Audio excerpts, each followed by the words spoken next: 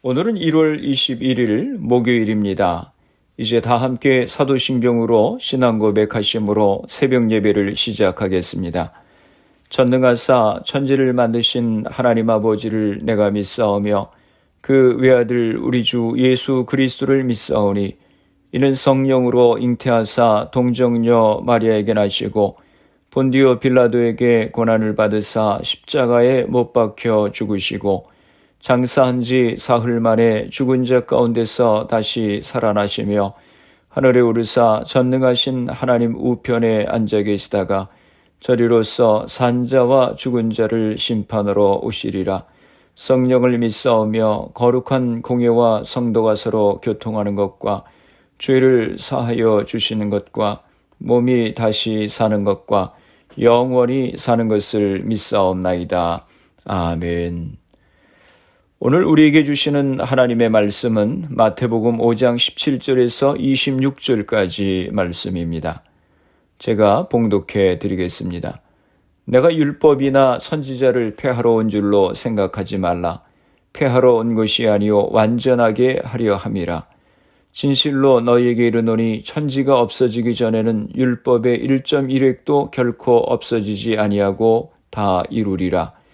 그러므로 누구든지 이 계명 중에 지극히 작은 것 하나라도 버리고 또 그같이 사람을 가르치는 자는 천국에서 지극히 작다 일컬음을 받을 것이요 누구든지 이를 행하며 가르치는 자는 천국에서 크다 일컬음을 받으리라. 내가 너희에게 이르노니 너희 의가 서기관과 바리새인보다 더 낫지 못하면 결코 천국에 들어가지 못하리라. 옛사람에게 말한 바 살인하지 말라. 누구든지 살인하면 심판을 받게 되리라 하였다고 하는 것을 너희가 들었으나 나는 너희에게 이르노니 형제에게 노하는 자마다 심판을 받게 되고 형제를 대하여 나가라 하는 자는 공회에 잡혀가게 되고 미련한 놈이라 하는 자는 지옥불에 들어가게 되리라. 그러므로 예물을 제단에 드리려다가 거기서 네 형제에게 원망 들을 만한 일이 있는 것이 생각나거든 예물을 제단 앞에 두고 먼저 가서 형제와 화목하고 그 후에 와서 예물을 드리라. 너를 고발하는 자와 함께 길에 있을 때에 급히 서화하라. 그 고발하는 자가 너를 재판관에게 내어주고 재판관이 옥리에게 내어주어 옥에 가둘까 염려하라. 진실로 내게 이르노니 내가 한 푼이라도 남김이 없이 다 갚기 전에는 결코 거기서 나오지 못하리라. 아멘. 할렐루야. 오늘도 주님의 말씀으로 하루를 시작하시는 성도님들을 주님의 이름으로 축복합니다. 오늘 본문 말씀에는 두 가지 주제가 있습니다. 17절에서 20절까지는 예수님과 율법에 대한 말씀이고 21절에서 26절까지는 분노하지 말라고 하는 말씀입니다. 오늘 아침에는 분노하지 말라고 하는 말씀으로 은혜를 나누겠습니다. 21절입니다. 옛사람에게 말한 바 살인하지 말라. 누구든지 살인하면 심판을 받게 되리라 하였다고 하는 것을 너희가 들었으나 옛사람에게 말한 바라고 하는 말은 모세에게서 율법을 받은 구약의 시내산 세대를 말하는 것입니다. 10계명의 6계명은 살인하지 말라고 하는 계명입니다. 출애굽기 20장 13절에 보면 살인하지 말라. 살인하면 심판을 받게 되리라 하였다고 하는 것을 너희가 들었으나 라고 말씀합니다. 예수님 당시 예수님의 말씀을 듣고 있었던 청중들은 대부분 평범한 사람들이었습니다. 이들이 어디서 이런 율법의 말씀을 들었겠습니까? 회당에서 율법 교사들이 들려주고 가르쳐주는 율법을 통해 들었을 것입니다. 22절입니다. 나는 너희에게 이르노니 형제에게 노하는 자마다 심판을 받게 되고 형제를 대하여 나가라 하는 자는 공회에 잡혀가게 되고 미련한 놈이라 하는 자는 지옥불에 들어가게 되리라. 형제에게 노하는 자마다 심판을 받게 되고 라고 말씀했습니다. 본문에서 심판이라고 하는 것은 사람을 죽인 자가 받게 되는 사형을 말하는 것입니다. 그러므로 형제에게 노하면 살인자가 받는 벌을 받을 것이라고 말씀하는 것입니다. 형제를 향해서 나가라는 욕설을 하는 자는 살인자가 받는 공회의 심판을 받을 것이라고 했습니다. 형제를 향해서 미련한 놈이라고 모독하는 자는 지옥불에 들어갈 거라고 했습니다. 라가라고 하는 단어의 의미는 이 머리 빈 깡통아라고 하는 이야기와 비슷한 것입니다. 이 말은 사람의 인격을 모독하는 것입니다. 또한 미련한 놈이 무엇인지 우리는 너무나 잘 압니다. 곰보다도 못한 미련한 놈이라고 하면 인격을 짓밟는 것입니다. 내 마음에 분노가 쌓이고 그 분노에 미움이 섞여 있다 보니 자기도 모르게 말이 좋게 안 나가는 것입니다. 말로써 사람을 잡는 것입니다. 이 머리가 빈 깡통아 곰처럼 미련한 놈아 하면서 깔아 뭉개는 것입니다. 주님은 뭐라고 하십니까? 이 자체가 살인이라고 하는 것입니다. 형제를 향해서 마음속에 분노를 갖고 있는 그 자체가 살인하는 행위요. 형제를 향해서 말 속에 분노를 담는 것도 살인이라고 말씀합니다. 왜냐하면 하나님께서는 행동 전에 우리의 마음의 태도를 먼저 주시하시기 때문이라고 하는 것입니다. 우리는 칼을 들고 사람을 찔러서 피를 흘려야 살인인 줄 알고 있는데 하나님께서는 손에 칼을 들기 전에 벌써 마음에 칼을 갈고 있는 사람도 살인한 자와 똑같이 보신다고 하는 말씀입니다. 하나님께서는 사람을 외모로 보시지 않습니다. 하나님은 사람의 마음의 중심을 보십니다. 역대상 28장 9절에 보면 여호와께서는 묻 마음을 감찰하사 모든 사상을 아시나니라고 말씀하셨습니다. 잠언 16장 2절에도 보면 사람의 행위가 자기 보기에는 모두 깨끗해 보여도 여호와는 심령을 감찰하시느니라 라고 말씀하셨습니다.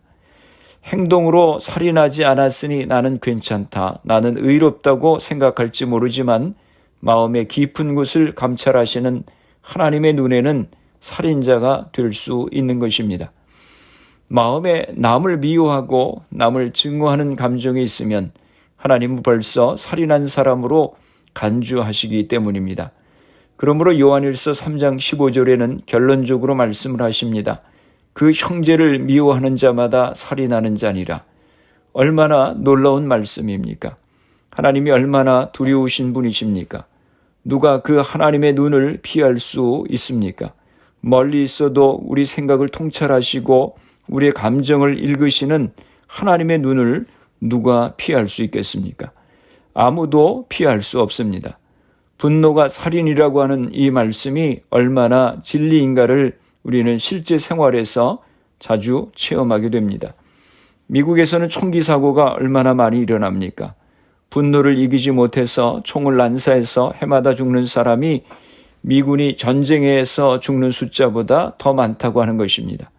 작년에 조지 플로이드 사건도 흑인에 대한 백인 경찰의 증오가 섞여 있어서 그렇게 가혹하게 무릎으로 목을 눌렀을 것입니다. 그래서 오늘 본문에 마음의 분노를 품은 사람은 살인자라고 말씀하시는 것입니다. 예수님의 말씀 가운데서 우리 마음에 또 한 번 당혹감을 주는 말이 있습니다. 형제라고 하는 말입니다. 본문에 보면 형제에게 노하는 자마다 형제를 대하여 라가라고 욕하는 사람, 형제를 보고 미련한 놈이라고 욕하는 사람이라고 하는 표현이 나옵니다. 성경에서 형제라고 하는 말은 아주 가까운 사이를 가리키는 것입니다. 눈을 뜨면 날마다 보고 만나야 하는 사람들입니다. 가족일 수도 있고 친구일 수도 있고 교인일 수도 있고 이웃일 수도 있습니다. 이런 사람을 우리가 형제라고 합니다. 그런데 이렇게 가까운 형제들에게 우리는 짜증을 내기 쉽습니다. 사돈의 8천도 안 되는 모르는 사람하고는 거의 일어나지 않습니다. 심리학자들의 말을 들으면 오늘날 약 80% 정도의 부부가 마음에 숨겨놓고 쌓아놓고 있는 분노 때문에 문제를 일으킨다고 하는 것입니다. 미국의 어느 상담가는 자기를 찾아와서 상담을 하는 부부가 개인을 놓고 한참 이야기를 듣다 보면 도대체 문제의 핵심이 무엇인지 종잡을 수가 없고 감을 잡을 수가 없을 때가 있다고 하는 것입니다. 그럴 때면 마음속에 가만히 숨겨놓고 있는 분노가 있는지를 한번 체크해 본다고 하는 것입니다. 그러면 80%가 적중을 한다고 했습니다. 모든 문제의 뿌리가 그 분노 속에 있다고 하는 것입니다. 아내가 남편을 향해서 사귀지 못하는 분노가 있습니다. 남편이 아내를 볼 때마다 또 치밀어 오르는 화가 있습니다. 자식을 볼 때 그렇습니다. 마음에 쌓여있는 분노가 나중에 증오의 감정과 뒤섞여서 결국은 어떤 사람을 나도 모르게 공격할 수 있다고 하는 것입니다. 어떻게 우리 안에 있는 분노를 다스릴 수 있습니까?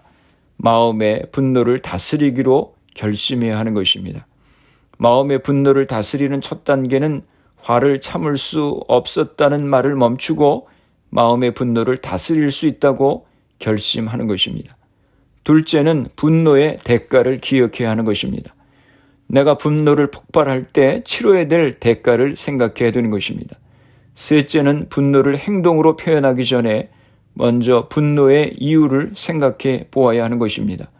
마음에 분노가 생기면 화를 행동으로 옮기기 전에 내가 왜 화가 났는지 분석해야 되는 것입니다. 왜 내가 분노를 느끼지? 그리고 이 상황에서 내가 정말 원하는 것이 무엇이지? 하는 것을 생각해 보면 분노를 자제하게 되는 것입니다. 넷째로 하나님의 도우심을 구해야 됩니다. 골로새서 3장 15절 말씀에 그리스도의 평강이 너희 마음을 주장하게 하라 라고 말씀했습니다. 우리가 주님과 깊은 교제를 하면 할수록 성령께서 내 삶을 통치하시고 분노하는 마음 대신에 인내할 수 있는 것입니다. 성령의 도우심을 철저하게 의지해야 되는 것입니다. 성령은 우리를 돕는 보혜사이십니다. 성령은 우리의 연약함을 도와주시는 것입니다.